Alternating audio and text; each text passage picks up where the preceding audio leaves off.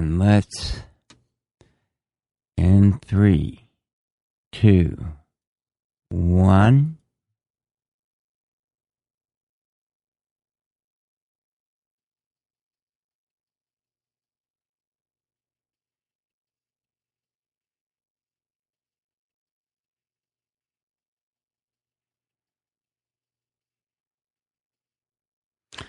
And there you have it. The quickest, sloppiest, most fall off the edge of the seat of your pants intro ever. This is, as the sign says, unscripted audio. And if this is unscripted audio, we must be at the Cube. And if we are at the Cube, then I must be Tom Chianti. And if this is unscripted audio, and we are at the Cube, and I am Tom Chianti, that means this is an all-atomic production. How do you like them apples? So let's take a listen to where we're at in the ever-going, ongoing mix.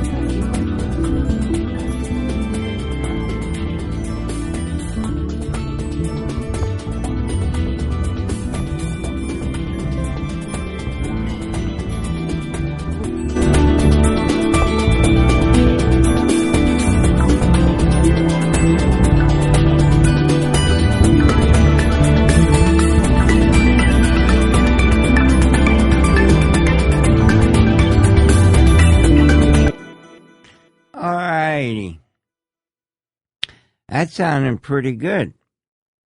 I'm liking it. So let me explain the setup again. Now, I have everything going out through bus 1 and 2, and from bus 1 and 2 going into Soundflower. Soundflower is a program that allows you to get audio into and out of different programs so that they can speak to each other. Very simple. I am using a minimum of 4 programs. in order to broadcast this show. And each one of them has to have access and pass through the audio from Digital Performer. That's our base program, because I'm going to show you how to mix in Digital Performer. So that has to take the audio and the video and put that through CamTwist. CamTwist is a program that shows either my ugly mug or what's on the screen. Get it? CamTwist? Alright, so it's not funny. I didn't name it, so I don't care whether you think it's funny or not. So that has to pass audio and video. Then we go to the Flash Media Encoder, which sets up all sorts of wonderful parameters and stuff that allow me to get the clarity I do get, and that also has to pass audio and video. And all this is done through Soundflower and the inherent programs mentioned beforehand. I could be a politician with words like that. So that's why I'm going out bus 1 and 2, and from bus 1 and 2 to Soundflower, out to the web to broadcast to you. For me to hear it, I'm coming out on just 2 faders. Now, normally, when I mix, I have a mixing board, and it takes 50, 60, 80 channels. I got up to about 140 channels for mix down. And that gets summed up into a stereo bus, which is basically everything from your hairdresser to your car mechanic to your tailor, all these people who work for you working together, and it all coming down to your house, which is your stereo bus, your home. And this sums all the signals up and presents it to you. It's a special bus that it can take so much signal. And I'm a special person that I control all that signal and make sure it doesn't overload, and all you hear is... For all I know, this might be all you are hearing, because I don't have anybody out in the chat room right now to check on the sound levels for me. Sip of coffee time. Everybody take 5.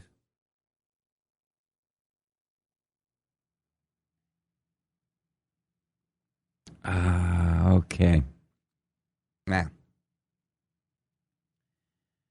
so, during a mix, I am always processor conscious.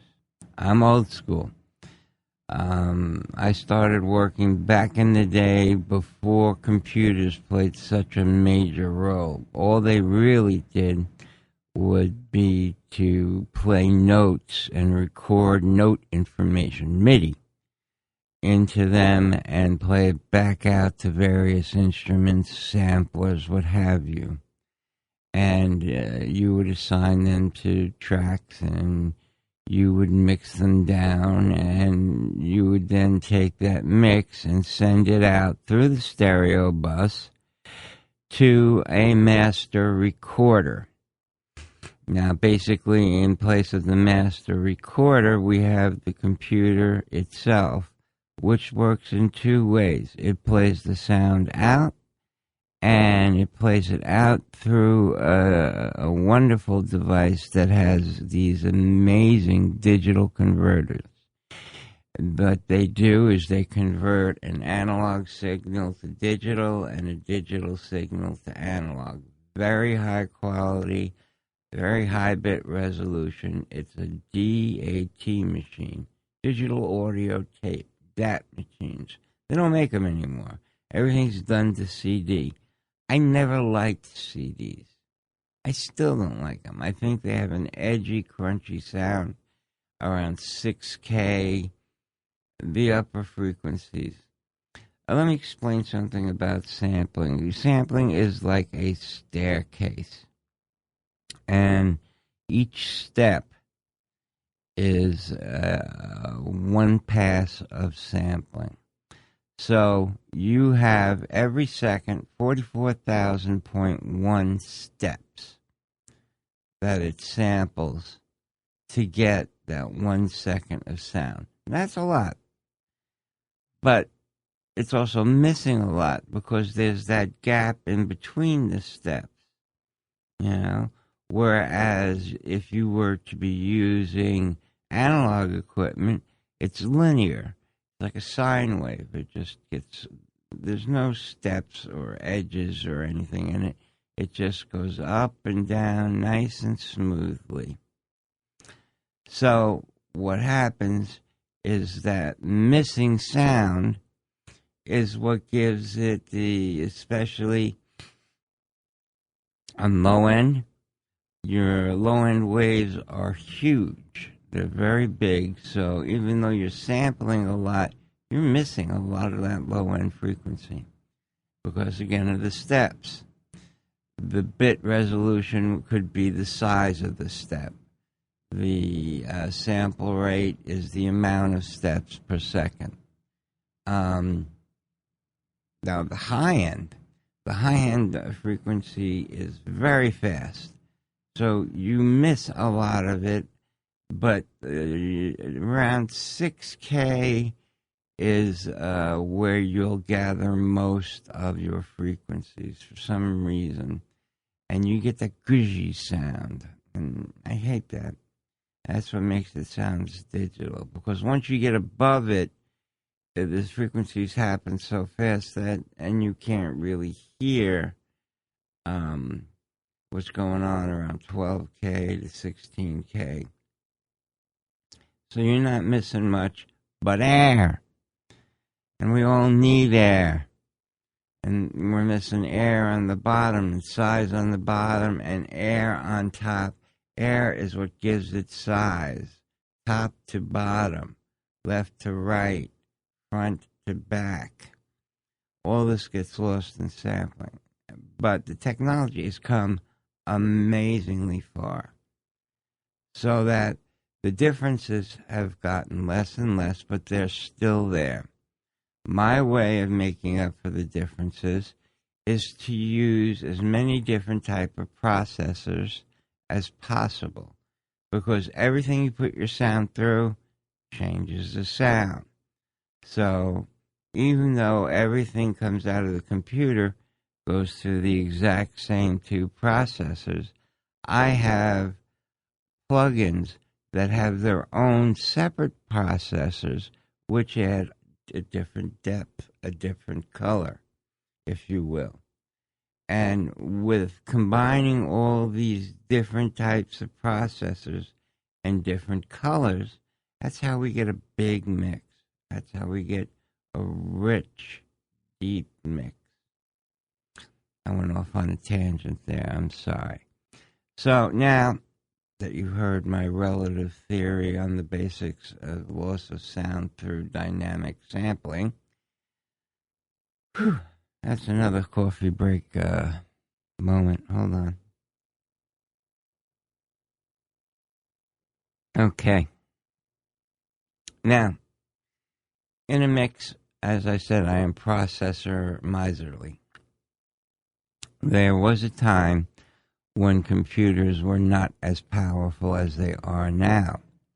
So you had to justify every bit of CPU usage and try to get as much as possible out of your 16-bit, 512 megabytes of RAM computer.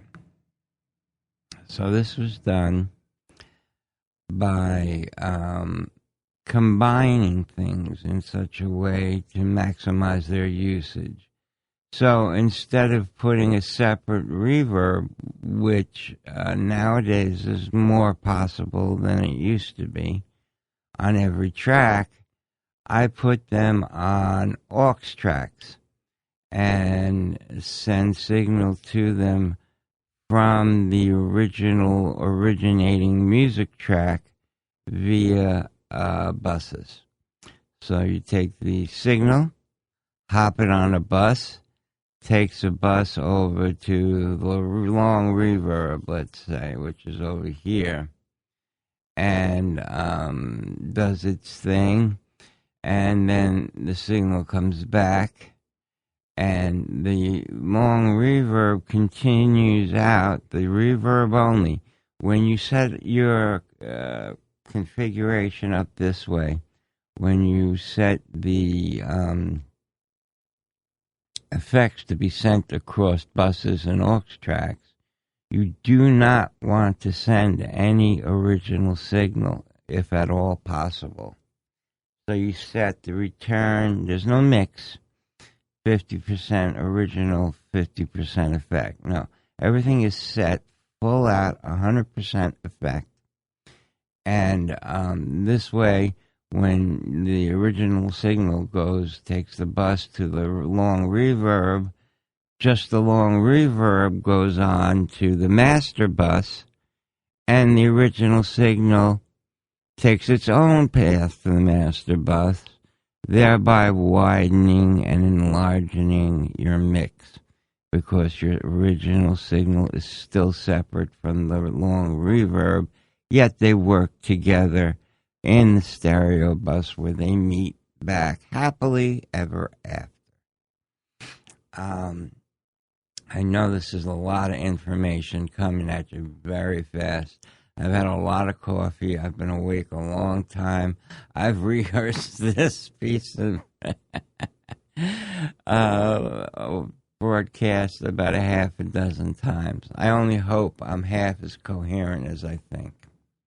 So, to save on the processing power, even though I have it to spare, as you can see up here on the top, let's zoom it in. This little thing here that says audio performance, there's the CPU, that's how much of my CPU I'm using. When you record, you get up to about here, and playback, you get up to about there. I want those bars to move as little as possible, thereby making it very efficient.